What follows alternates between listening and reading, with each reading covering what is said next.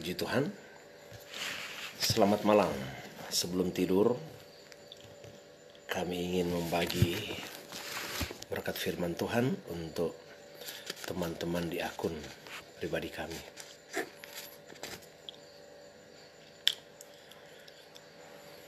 Saya ingin baca firman Tuhan dalam Kidung Agung pasal 2.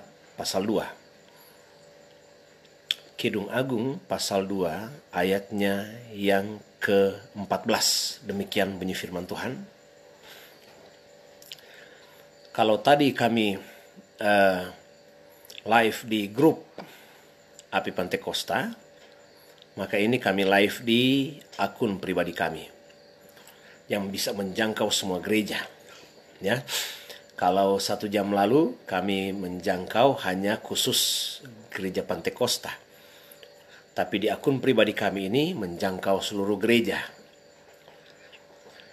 Jadi kami kembali ada di live malam ini dengan membagikan berkat firman Tuhan dalam Kidung Agung 2 pasal 14. Demikian bunyi firman Tuhan.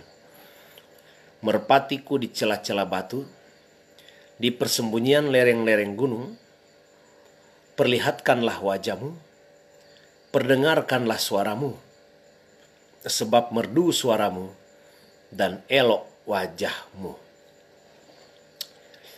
Merpati, ya,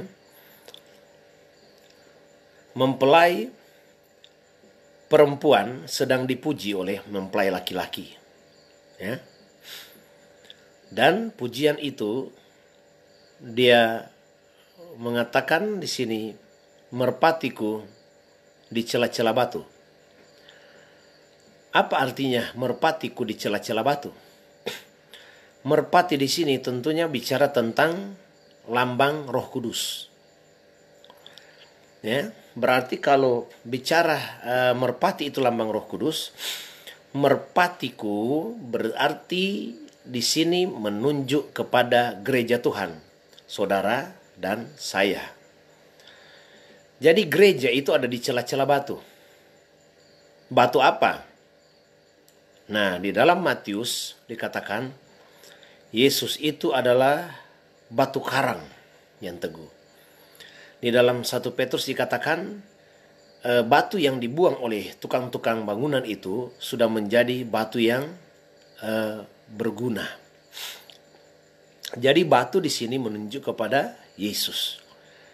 Jadi kalau dikatakan habitat gereja Tuhan itu ada kepada batu karang yang teguh. Yesus itu adalah batu karang yang teguh. Jadi gereja itu harus mengenal habitatnya. Gereja itu harus mengenal tempat pelariannya. Ketika saudara dan saya menghadapi pergumulan yang berat, maka tempat pelarian kita bukan di dukun. Tempat pelarian kita bukan kepada tetangga kiri kanan muka belakang. Tempat pelarian kita ialah kepada Yesus yang adalah batu karang itu. Amin. Ya, ada lagu berkata, ya Yesus gunung batu di dunia, di dunia, di dunia. Ya Yesus gunung batu di dunia, tempat berlindung yang teguh.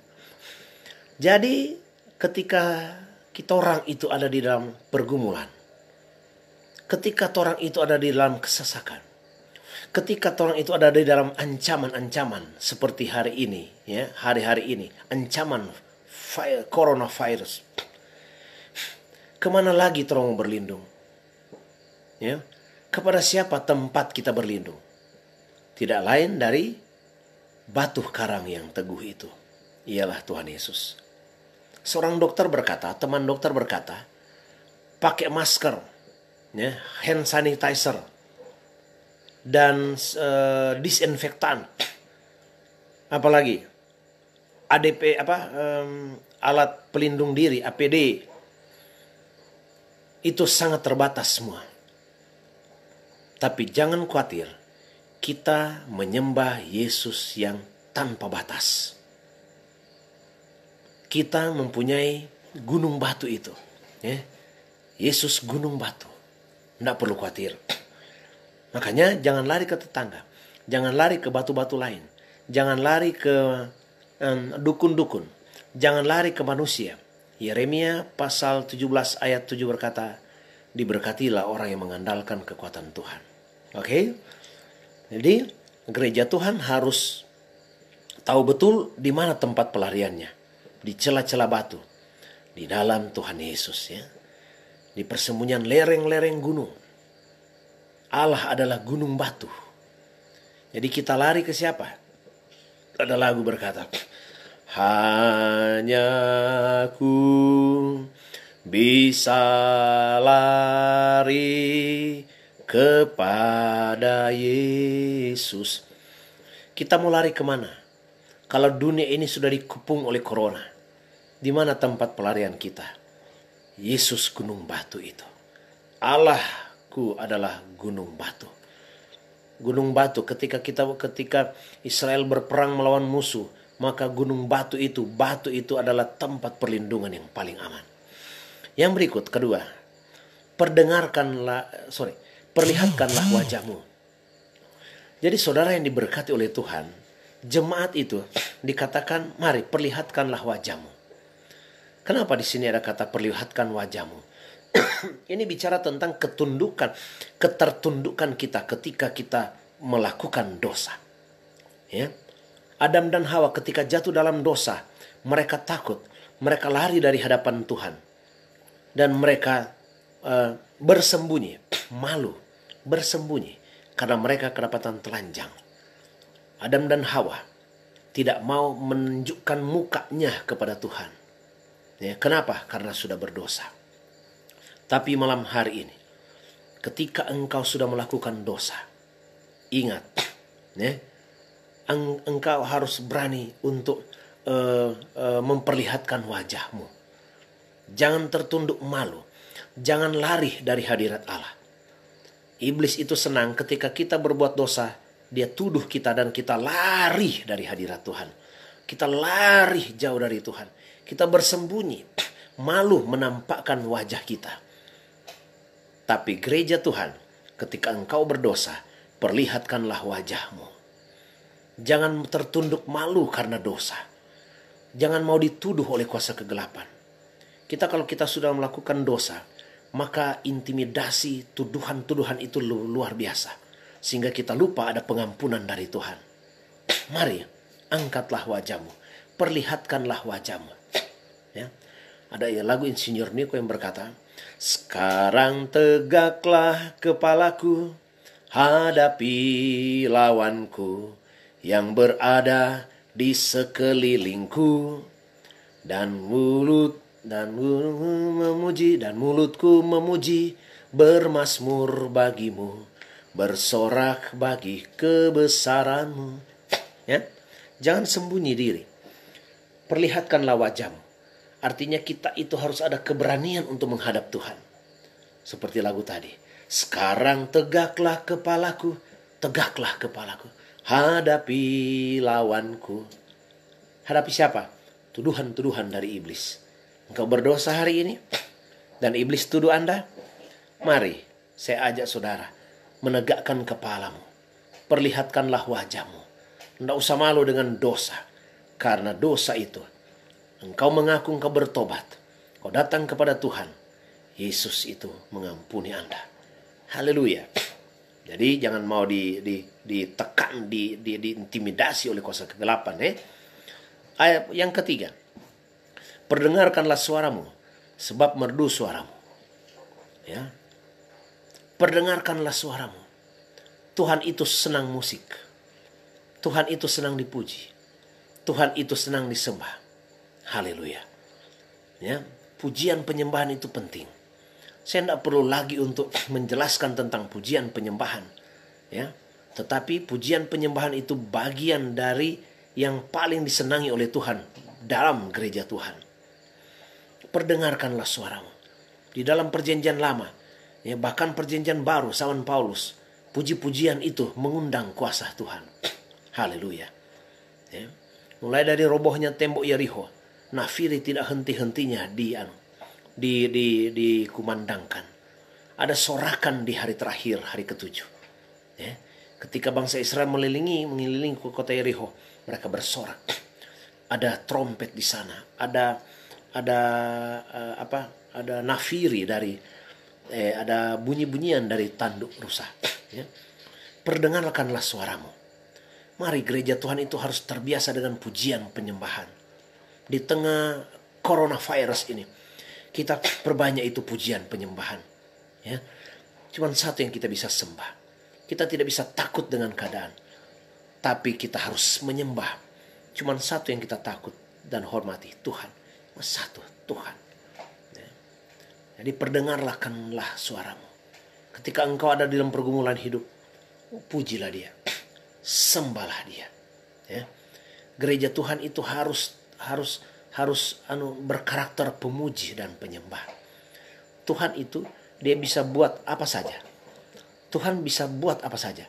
Cuman satu yang dia tidak bisa buat, yaitu memuji dirinya sendiri. Itulah sebabnya Tuhan ciptakan wadah. Saudara dan saya itu wadah. Supaya saudara dan saya itu memuji dan menyembah Tuhan Allah yang hidup. Puji Tuhan. Jadi jangan di tengah coronavirus ini, orang belajar memuji menyembah Tuhan. Jadi gereja pemuji. Jadi gereja yang menyembah Bapa di sorga. Menyembah Tuhan Yesus. Oke? Jadi ini gereja itu, merpatiku, dia perdengarkan suaranya. Gereja harus memperdengarkan pujian penyembahan kepada Tuhan. Karena Tuhan sangat senang disembah. Dalam Raja-Raja dikatakan, ya, ketika ada pujian penyembahan dari Israel, maka Tuhan membuktikan kepahlawanannya. Ya, dia bertempik dan bersorak. Dia bertempik, dia berdebak kuku. Itu tuh Tuhan. Jadi Tuhan itu senang dipuji. Tuhan senang disembah. Ya. Jadi apapun yang kita alami hari-hari ini, pujilah dia. Ya, inilah ya. Jadi habitat gereja. Judul tema khotbah malam hari ini, habitat gereja. Kita harus tahu. Di tempat batu-batu, yaitu batu karang yang teguh Yesus, dan juga memperlihatkan wajahnya. Jadi tidak malu-malu meskipun sudah berdosa. Kita datang minta ampun kepada Tuhan. Perlihatkanlah wajah kita. Yang ketiga, perdengarkan suaramu, yaitu pujian penyembahan. Dan yang terakhir, dan elok wajahmu. Keelokan gereja Tuhan bukan di bangunan fisik. Gereja itu ada 3 dimensi. Dimensi pertama gereja adalah, tidak tahukah kamu bahwa tubuhmu adalah bait Allah? Pribadi, person. Itu gereja dalam dimensi pertama. Dimensi kedua gereja adalah persekutuan, koinonia. Di mana ada 2-3 orang berkumpul dalam namaku, di situ aku ada. Yang ketiga, gereja dalam bentuk fisik, bangunan gereja atau organisasi gereja. Nah, jadi keelokan, elok wajahmu. Bukan besarnya gereja. Bukan hebatnya gereja, gedung gereja itu. Elok wajah gereja Tuhan itu bicara tentang inner beauty, kecantikan dari dalam. Ya. Apa itu? Kepenuhan Roh Kudus. Jadi eloknya wajah gereja Tuhan itu, kalau gereja itu dikendalikan, dipimpin, dan dipenuhkan oleh Roh Kudus. Itu baru bilang elok. Pribadi, gereja, saudara dan saya, kalau dipenuhkan oleh Roh Kudus, saudara tidak mungkin dendam. Kalau saudara dipenuhkan oleh Roh Kudus, saudara tidak mungkin menyakiti hati orang lain. Kalau saudara dipenuhkan oleh Roh Kudus, saudara tidak akan mungkin melakukan dosa. Jadi saudara yang diberkati oleh Tuhan, elok wajah gereja Tuhan bukanlah elok bangunan fisik, tapi eloknya karena Roh Kudus itu ada di dalam jemaat Tuhan. Biar lagi kita orang tabis gereja besar-besar, tabis gereja yang 2-3 miliar, tetapi kalau jemaat itu keropos rohani mereka, kalau mereka tidak ada inner beauty, kalau mereka tidak ada elok dari dalam, yaitu kepenuhan Roh Kudus, maka apa artinya gedung gereja 2-3 miliar? Kalau urapan Roh Kudus tidak lagi beroperasi di dalam gereja Tuhan. Haleluya. Jadi merpati itu adalah gereja. Ya. Merpati itu kita sudah pahami malam hari ini. Jadi tempat persembunyiannya ialah batu karang yang teguh adalah Yesus. Dan dia ketika dia berdosa, dia tidak segan-segan memperlihatkan wajahnya. Karena darah Yesus sudah mengampuni dosanya. Yang berikut, dia terbiasa dalam mendengarkan suaranya, yaitu pujian penyembahan kepada Tuhan. Dan yang keempat, keelokan gereja Tuhan bukan bangunan fisik, tapi kepenuhan Roh Kudus dari setiap jemaat. Apa artinya habis gereja mewah, tapi jemaat tidak penuh Roh Kudus? Jadi keelokan gereja Tuhan ada dalam pimpinan Roh, ketika jemaat itu ada dalam pimpinan Roh. Jangan takut menghadapi badai.